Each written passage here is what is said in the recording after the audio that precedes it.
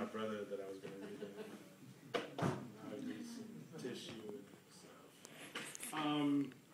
So I'm going to transition a little bit from doing some of the more personal stuff to doing kind of more, one of the things we talked about in the circle that we had was this idea of writing for us and then writing for others and kind of trying to draw a balance between the two. So I'm going to try to transition away from the really personal stuff to things that are personal but kind of speak to a larger audience, and at least that's the hope. But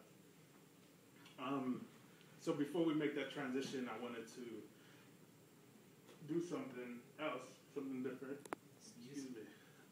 No. Cielito Lindo.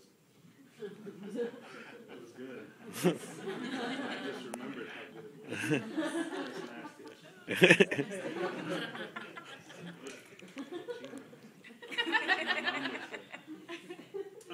But when me and Ryan were on the slam team together a year and a half ago, it was in Madison. And there were 4 of us on the team and 5 of us on the team with Evie. And it was the 2 of us, Dinez, Josh, and Evie. And we had a bunch of individual poems, a bunch of group poems, large group poems, 2 people poems, duets. We did some singing and dancing.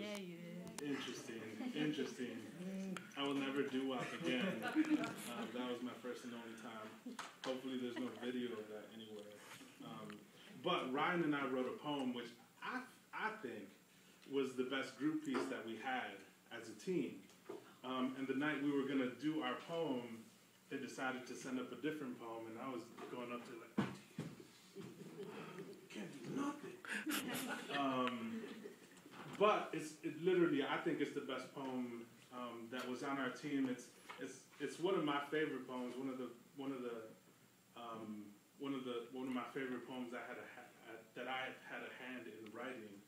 And I'm pretty proud of it. And to really like a poem a year and a half after we wrote it, especially a slam poem, I think speaks a lot. Ryan was saying that earlier, but I wanted to make sure we said that. But I want to bring him up so we can do our group piece.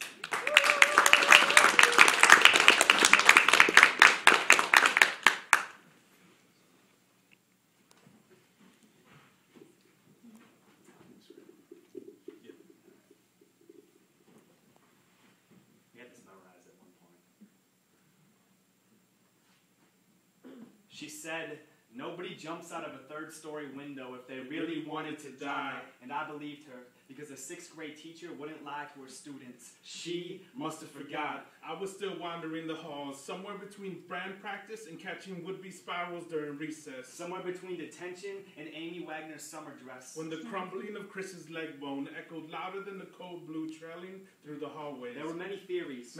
Miscalculation on the angle. Broken hearts. Lack of momentum. Being cut from the basketball team. 2 weeks later, my father asked to play catch with me. His small talk attempts to show up, asking if I know what it means to feel sad in between tosses. I tell him I'm 13, thinking my answer will be heavy enough to fill his appetite for connection, but he must have forgot. My high school guidance counselor nearly laughed when we discussed the future. My heartfelt responses always met within. Okay, but what are the chances that will happen? She must have forgot her dance shoes today. Too small for her swollen feet, too big for her narrow present. She will still pirouette through school hallways gracefully when she thinks no one is watching. My 9th grade teacher left without warning, asked to battle a storm brewing in the Middle East. We left to battle substitute teachers. He would return with pictures of camouflage and sand dunes, taken aback by our lack of interest. But he must have forgot. We have yet to fight the wars of others. Because ours were still alive, still breathing in the loneliest stretch of our imagination. The cold blue brought us back,